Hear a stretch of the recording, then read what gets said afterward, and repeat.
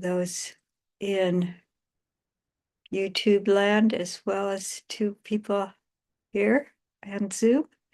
And this morning we're going to be talking about a wonderful sutta. It's in the Samyutta Nikaya, or the Connected Discourses of the Buddha, and it's called Kuṇḍaliya. And if you want to look it up now or later on, you could go to Sutta Central, or if you have the hard copy wisdom publication, the way you would find it is you would look up SN, that's a Samyutta Nikaya, and then it's 46, and it's in the Connected Discourses on the Bojjhangas, which are the awakening factors. And so it's number 6. So it's SN 46.6. And Kuṇḍaliya is a wanderer. And he, the time of the Buddha, there were these wanderers, and they were spiritual seekers. And they would go from place to place, and they would sometimes they would take part in debate, and sometimes they had their own doctrine, but other times they were just seekers, and they were trying to answer their own internal questions. And so I think Kuṇḍaliya was one of these seekers rather than wanting one that wanted to dispute. So I will put this on screen share, the sutta. So everyone, this is Bhante Sujato's translation. Let's see if I can get rid of that. Oh, there's something on my screen. I want to go away. These things always pop up. Good morning, there's Holly. So I'm just about to share the screen with the sutta. Okay. Share. So now you can see it. Yay.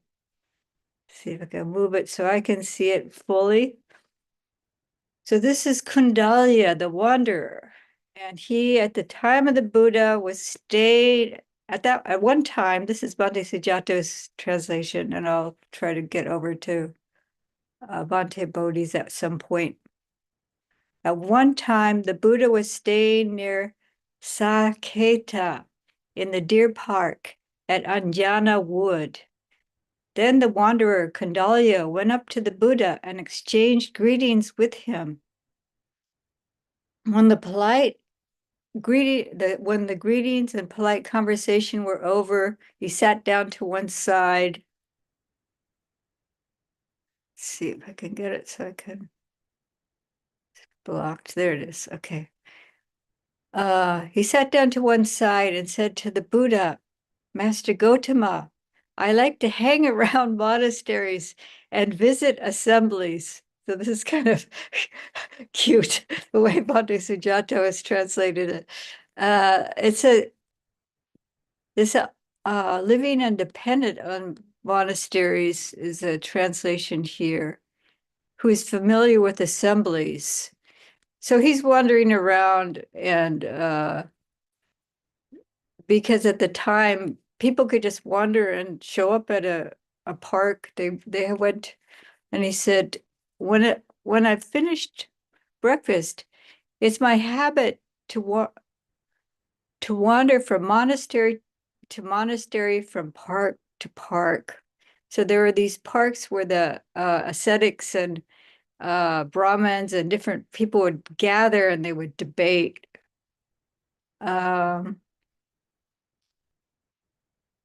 Then there I see some ascetics and Brahmins speaking for the sake of winning debates and finding fault. So this is for the purpose of winning debates, of refuting ideology.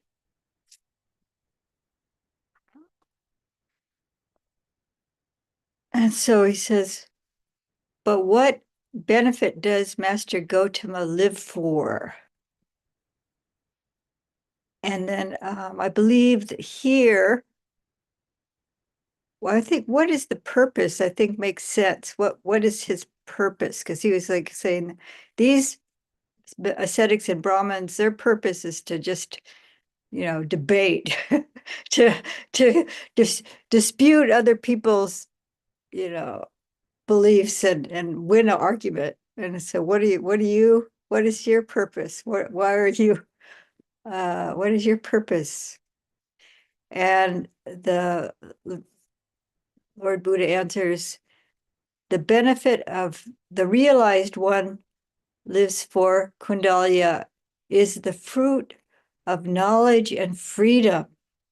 So that is I like the idea of it's his purpose. And he's already realized this himself.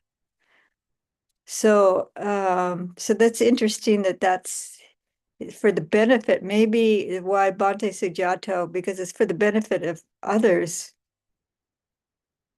as well as his own. And this is Vimutti, Vijja Vimutti. And that's Pala is fruit, and Vijja is knowledge, and Vimutti is freedom. Vijja is in my name, Suvijjana. But it's a specific knowledge of the Noble Eightfold Path. And for someone who is an arahant, this knowledge would be the knowledge of destruction of the taints, of destruction of the defilements. So then Kuṇḍaliya asked the Buddha, what things must be developed and cultivated in order to fulfill knowledge and freedom? So there's a Vimutti, Vijja Vimutti. And so it was interesting to me that he's asking about how do you go about doing that? Like maybe it's assumed that people know what knowledge and freedom is. What would that be? I would ask, well, what is that knowledge and freedom? But he's asking, uh, what should be developed and cultivated in order to attain this, to fulfill knowledge and freedom? The seven awakening factors. So that's the Bojjhanga. Satta is seven, and Bojjhanga. And Bhavita is to develop or cultivate. And that this Bahulikata, that's practice often. So it's not, it's something, it's an ongoing practice. It's something we have to do constantly or frequently. So he doesn't ask, well, what are the seven awakening factors? He says, but what things must be developed and cultivated in order to fulfill the seven awakening factors? And then the Lord Buddha answers the four kinds of mindfulness meditation. And this, for some reason, the Bhante Sujato says instead of the Satipatthana is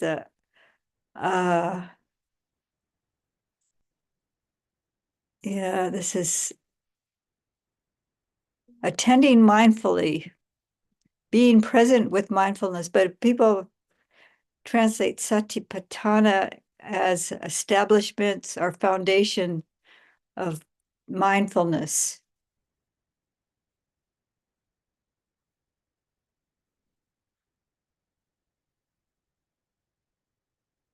But what things must be developed and cultivated in order to fulfill the four kinds of mindfulness meditation? The three kinds of good conduct. And this is good conduct, Sucharitani. And this is three over here.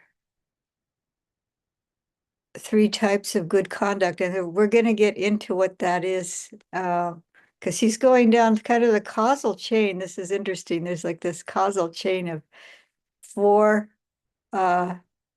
freedom, from knowledge and freedom. And so Kuṇḍaliya says, so how is it done? How is it done? Almost like a child. I could almost think it's like a child would be, well, how do you do that? How do you do that? But he's really, I think he's eager to learn, to know, but he's not getting what these things are, unless it's assumed that in that time of the Buddha, they would know what these things are. Three kinds of good conduct. But what things must be developed and cultivated in order to fill the three kinds of good conduct? That's sense restraint. This is translated as control of mind, sense restraint. And this is always also talked about as guarding the senses and guarding particularly the mind, or protecting the mind. So it might sound constricted, but what it is a way to kind of guide and protect your mind by protecting your sense faculties, by not allowing them to be overwhelmed by defilements. So now the Buddha steps in and starts explaining things in detail. And Kuṇḍaliya, how is sense restraint developed and cultivated so to fulfill the three kinds of good conduct? So now he's starting to work up the causal chain.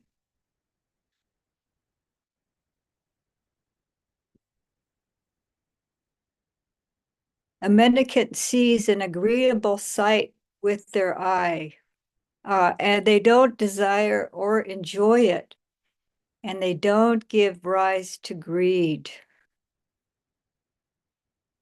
So there's contact at the eye with something's beautiful or something that's appealing, and then desire. I think Bhante Bodhi says longing. So this greed does not arise. When it does not set one's heart on, does not desire, does not crave. And this is the na is a negation. Does not get overexcited about it, does not get giddy. So they don't get excited, their mind doesn't become destabilized. And raga is desire or passion or lust, craving. They don't, and it says they don't give rise to it. They don't generate it. They don't produce it. It's like maybe there's a flickering of an attraction to something, but we don't like cultivate that. We can cultivate the positive aspects of the mind, qualities of mind, and we can cultivate unwholesome. So they're not doing that. They're not giving rise to, they're not producing it, generating it. See, Janeti.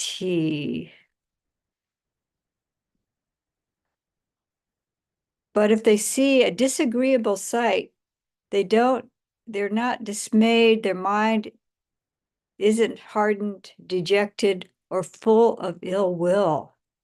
So on the other case, they might see something that's disgusting, that they don't like, that, something, how it's disturbing their, it could disturb you because you see trash or something that is unappealing to you, and you might get angry at the sight of it. Or a person, unfortunately, people have dislike for different types of people. But if they see something, a disagreeable sight, they're not dismayed, their minds aren't hardened, dejected, or full of ill will.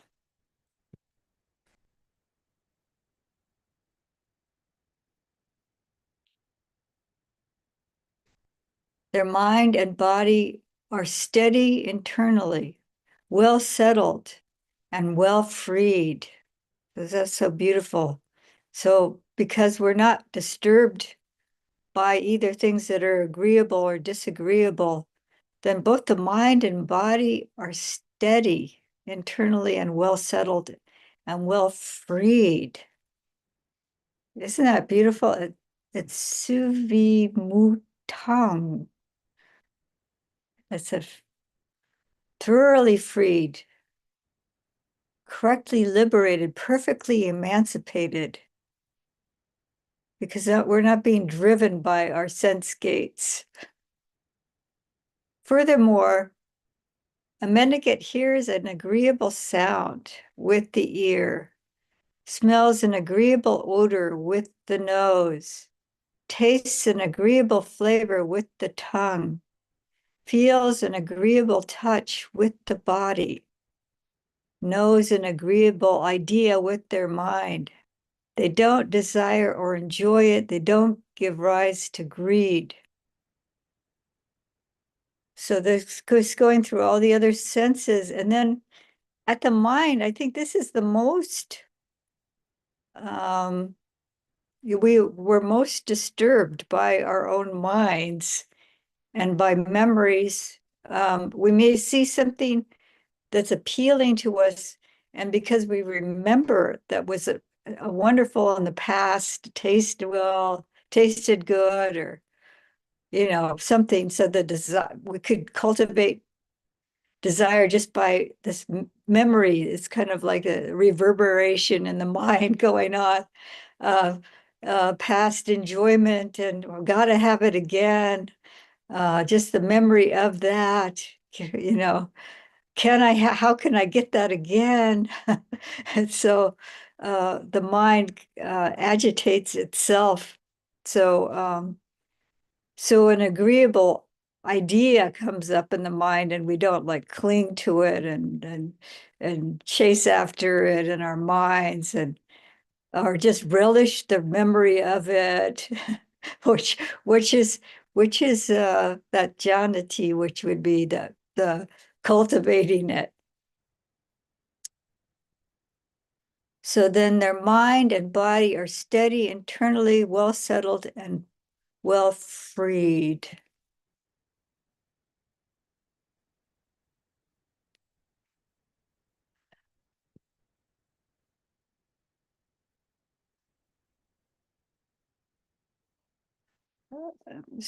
See, I'm gonna go to Bhikkhu Bodhi's translation. I'm not gonna try to switch it around. I'm just gonna read it. Okay, just so you can hear a different way that this is. I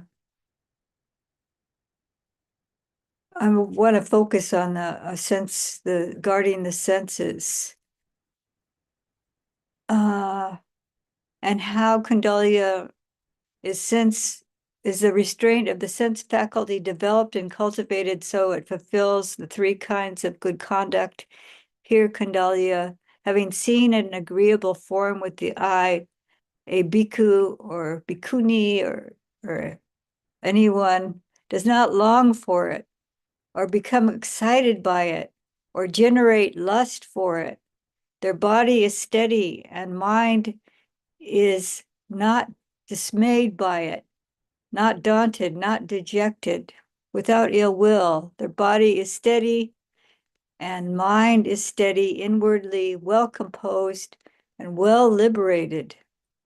Further, having heard an agreeable sound with the ear, smelt an agreeable odor with the nose, savored an agreeable taste with the tongue, having felt an agreeable tactile object with the body, having cognized an agreeable mental phenomena with the mind, a person does not long for it or become excited by it, generate lust for it, but having cognized a disagreeable mental phenomena with the mind, they are not dismayed by it, not daunted, not dejected, without ill will. Their body is steady, and mind is steady inwardly, well composed, and well liberated. So I just used the um, Sutta, it's in the Samyutta Nikaya, or the Connected Discourses of the Buddha, and it's called Kuṇḍaliya. Okay. And if you want to look it up now or later on, you could go to Sutta Central. Sorry about that. I'm navigated away from, it's still a learning curve for me here. So let me get back. I was trying to get back to where the Zoom is. So,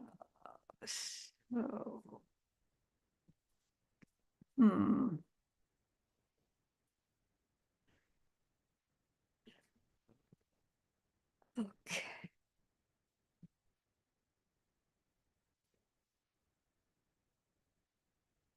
So, do you still see the screen share?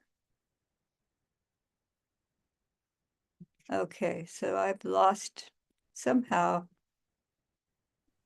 My screen share is still green. Huh? Shows, but I don't know if you're sharing.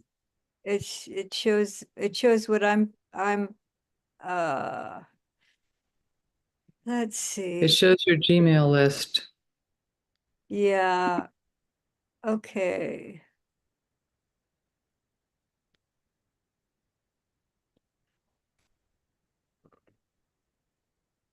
Looks like you've got SN at the top bar. You've got SN 46.6 Kuṇḍaliya Sutta. Maybe if you click on that, take your arrow to the right. At the very top of the screen. Yeah, that one. Okay. There we go. Okay.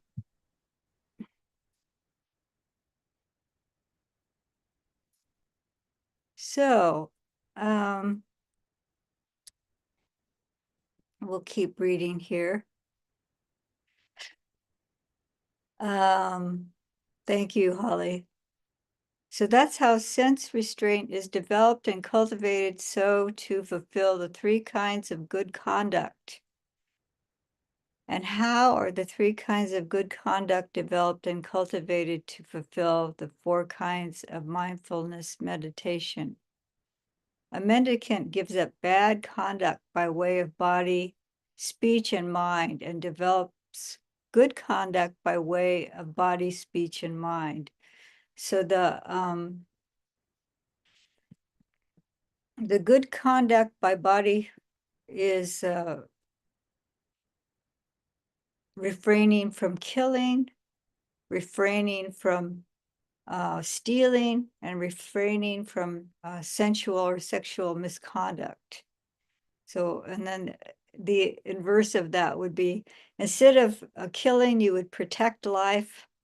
And instead of stealing, you would be content and you'd be generous.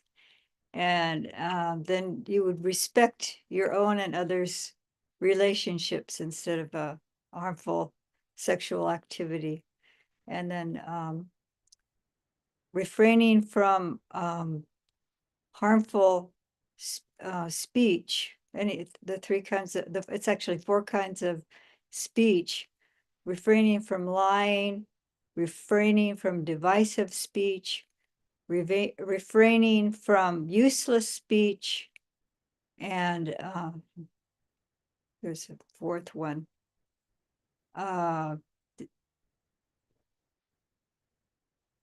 can't think of it right now. I'm sorry. Lying, divisive speech, useless speech, and I can't think of the last one. So, and then for the mind,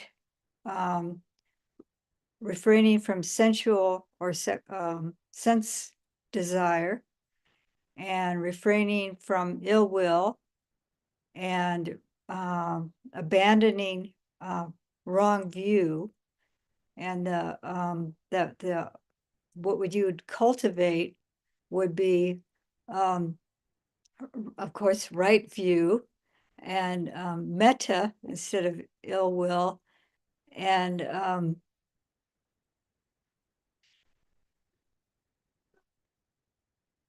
instead of ill will, you'd have metta, and then non-cruelty would be compassion. So no, contentment instead of, or I got a little bit frustrated. I'm sorry for trying to figure out the computer. So so instead of sense desire, you would have thoughts of renunciation.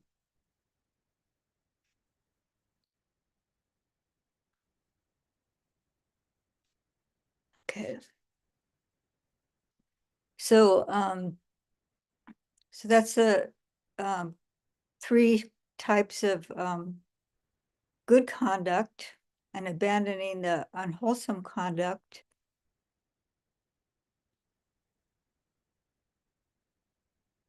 And how are the four kinds of mindfulness meditation developed and cultivated so as to fulfill the 7 awakening factors? A mendicant meditates by observing an aspect of the body, keen, aware, and mindful, rid of covetousness and displeasure for the world. They meditate observing an aspect of feelings, of mind, and principles. So this is the 4 foundations or establishments of mindfulness. So kaya nupasi, that's the aspect of the body. And then vedana is feeling. There's the 3 types of feeling, pleasant, unpleasant, and neutral feeling. And mind is chitta. That's a chitta nupasana. And then dhammas, principles, qualities of mind.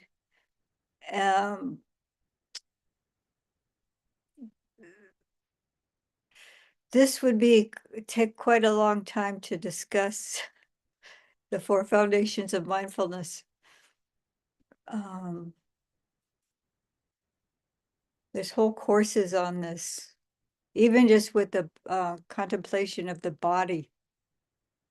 Would be a whole course in teaching this, because there's a lot of aspects of the body that are contemplated. So, but as a basis, we have good conduct, which is it's really essential to have our ethical conduct in order to support our meditation. And excuse me, and mindfulness of the body, like of being aware of our body and how our body responds to sense stimulus, is actually a type of meditation, and it works with the indriya samvara. All these are mutually supportive.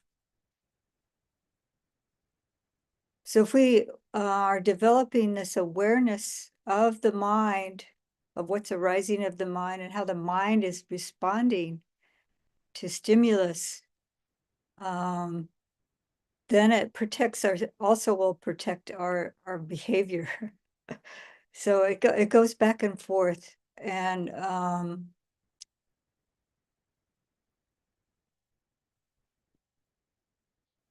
so the 7 factors of awakening, a mendicant develops the awakening factor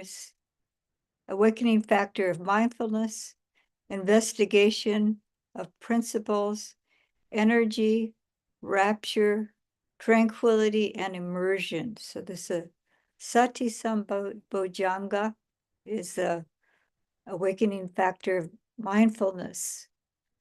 So these 2, and also the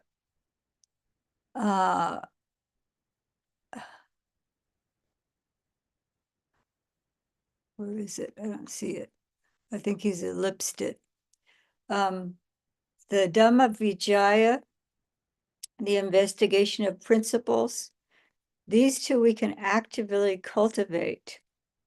If we work with the four establishments of mindfulness, and then we have unremitting mindfulness, then it gives rise to this Dhamma Vicaya, investigation of principles. And these two we can actively, as we're developing our mindfulness, then our ability to really look deeply into phenomena increases. And then these two become enlightenment factors. So they're factors, start as factors for, we're developing them for awakening, and then they become factors of awakening, as because it's kind of the way I've heard it explained is that it's like a chain reaction. Once you've gotten the sati sambojjhanga perfected, and the Dhamma Vicaya, the investigation of principles, then naturally the rapture, the energy, the rapture, and the tranquility, they all kind of unfold in turn, and give rise to full awakening. And here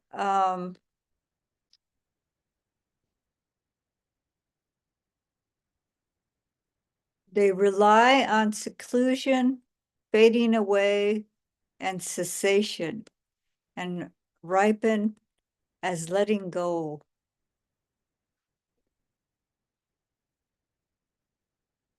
So this is viveka. Here is a seclusion. So if we have the opportunity to have time to be dedicate ourselves to our practice, to be maybe some periods of time, just like even just in our room, or having time away on retreat, just some physical seclusion.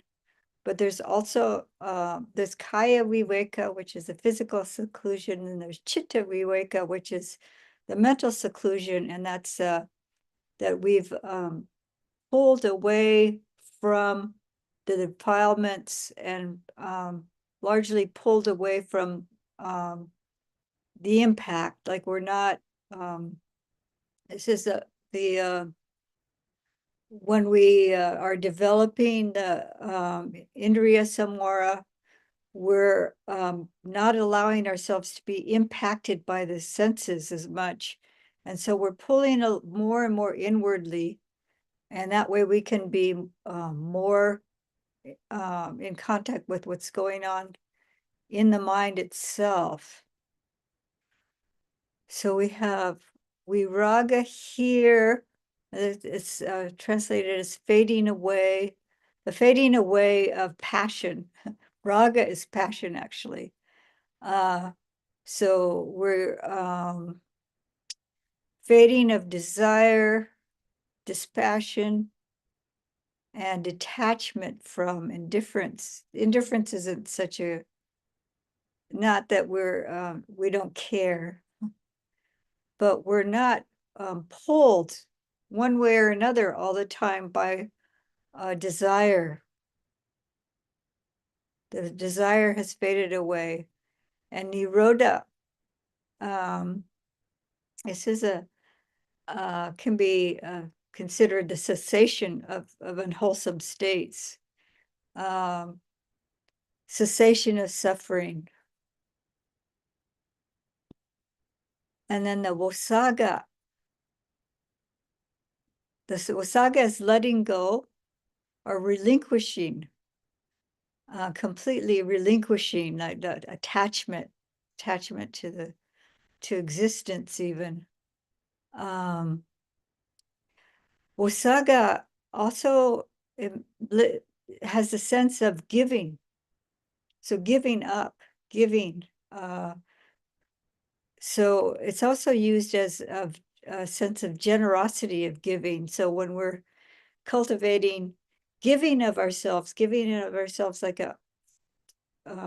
even just listening to others, or giving material things, giving your time. This is a letting go of this clinging to self. And then, but this is like, Wosaga in this context is just like complete letting go of our attachment to self. So that's how the 7 factors of are developed and cultivated as to fulfill knowledge and freedom.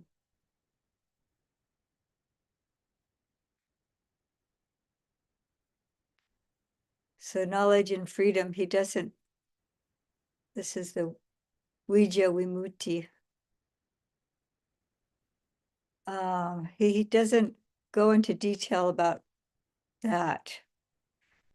The translation here is liberation and understanding, release and discernment, emancipation through wisdom. So Vijja, I believe they're talking about if it's complete freedom, it would be the knowledge of the destruction of the taints, or knowledge of, well, we start out with the knowledge of the 4 Noble Truths, knowing them deeply. At stream entry, it says you would possess the 4 Noble Truths. And then the freedom from the complete freedom from the defilements would happen at arahantship. So there's knowledge of that, knowledge of the destruction of the defilements or the taints, the asavas.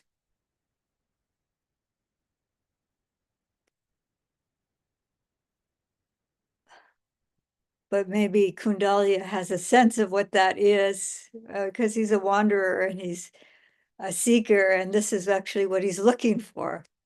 So when the Buddha said this, the wanderer Kuṇḍaliya said to the Buddha, "Excellent, Master Gotama, excellent," as if he were writing the overturned or revealing the hidden or pointing out the path to the lost, or lighting a lamp in the dark so that people with clear eyes can see what's there. Master Gotama has made the teaching clear in many ways. I go for Master Gotama.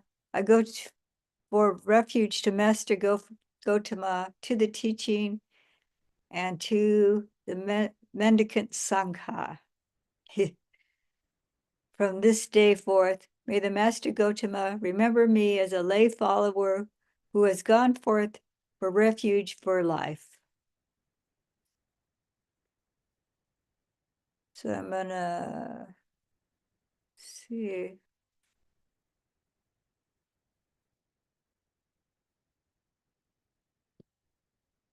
Were you still able to see the reading? Okay.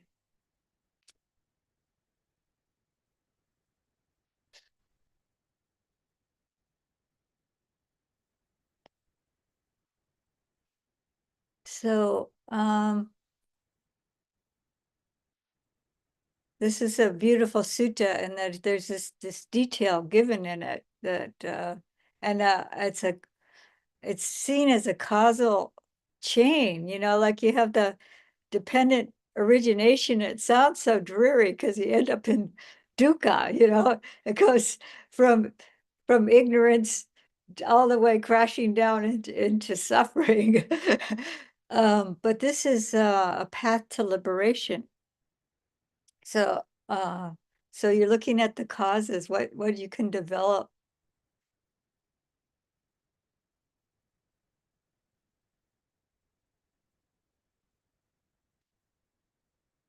So does anyone have questions about the sutta or comments about the sutta?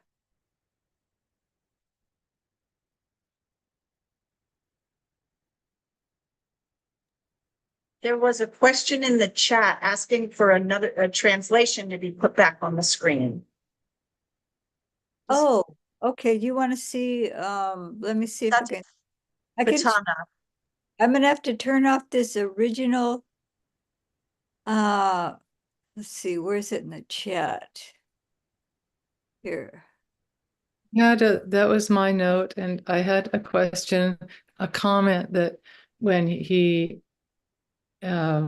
when the translations for Satipatthana were given, it was distinguished between one of them translated it as meditation, mindfulness meditation, and the other one translated it as more like living mindfully. And I thought it was interesting that they were pretty different translations, although there's overlap. And I thought I'd like to hear your comments on that. Let me see, that's not it.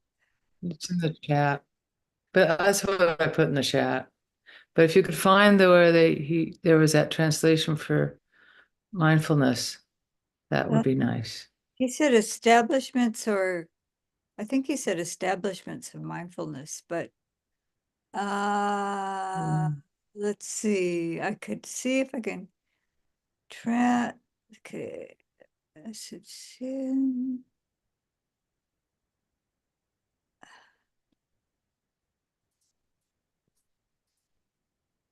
That's Bhikkhu Bodhi's translation. Establishments of mindfulness. You're seeing this? Yes. Mm-hmm.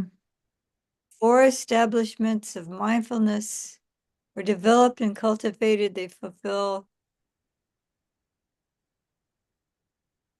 My question was, is Satipatthana equally translated as contemplating the 4 foundations of mindfulness while meditating, as well as being mindful as I go through my day? Oh, well, if you go to, well, we could go to that actually. Let's see. So we go to the middle length discourses. And then in 10,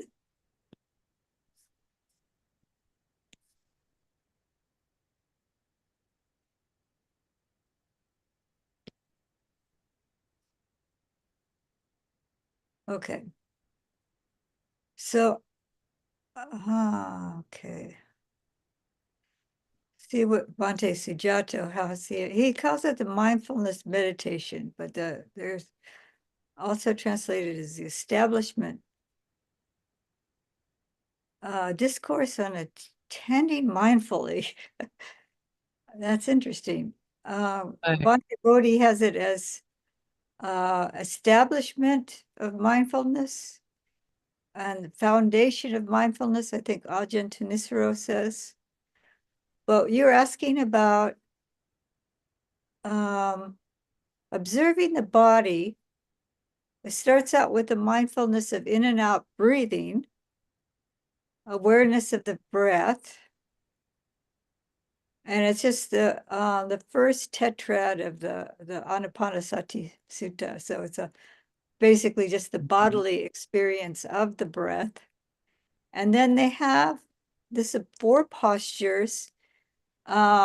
When sitting, when walking, I know I'm walking. When standing, I know I am standing. When sitting, I know I'm sitting. When lying down, I know I am lying down.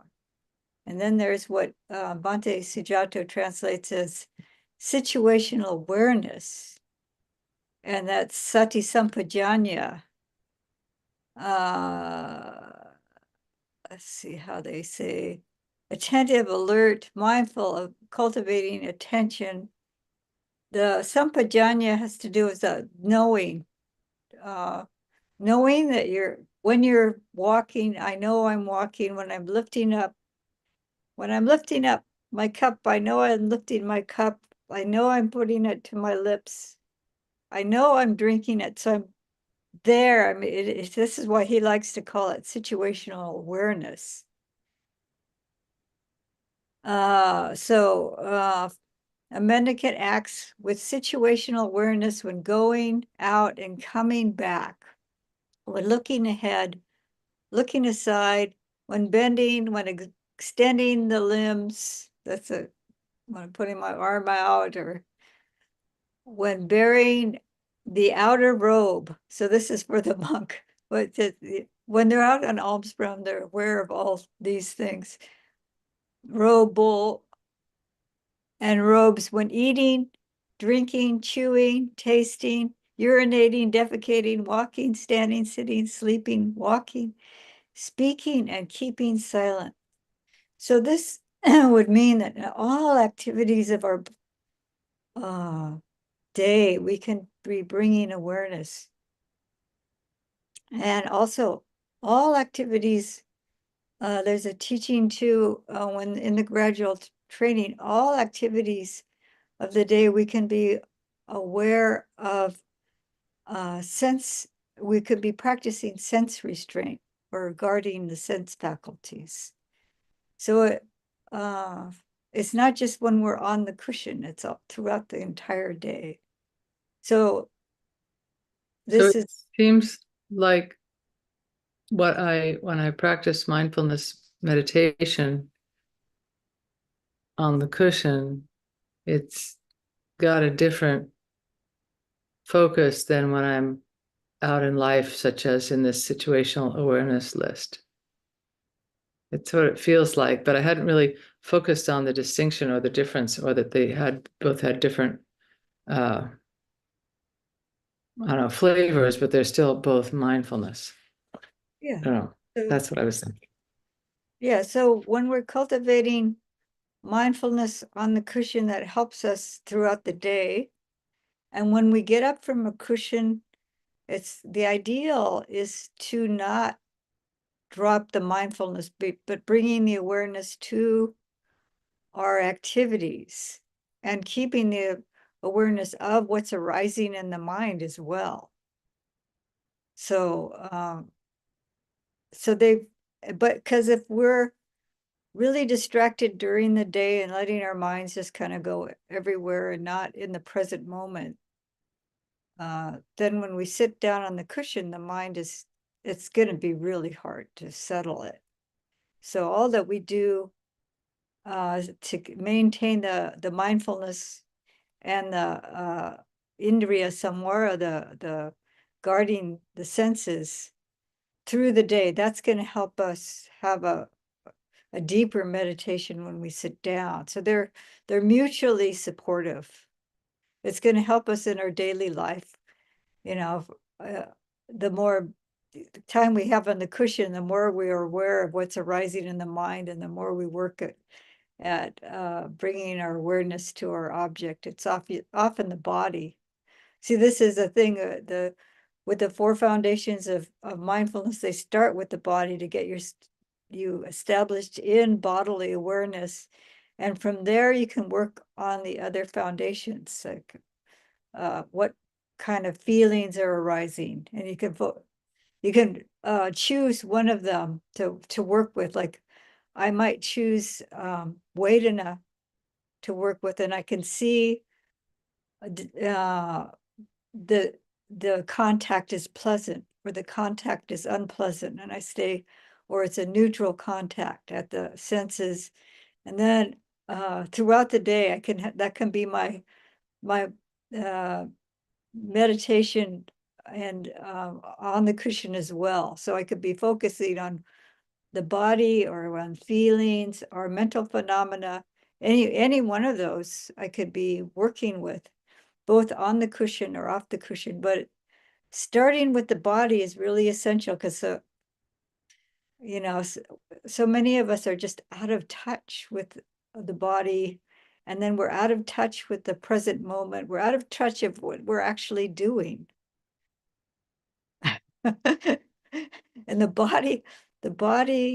the experience of the body is in the present moment. That contact with the body is in the present moment.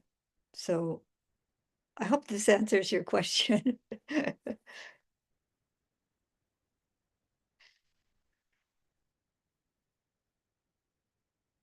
So is there anything else on the sutta? We navigated away quite a bit, but any other questions about the sutta?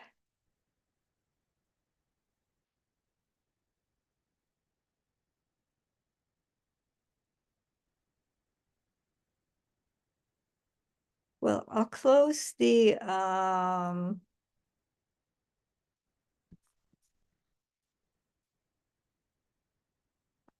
will close the recording for now. See, did it go off? No.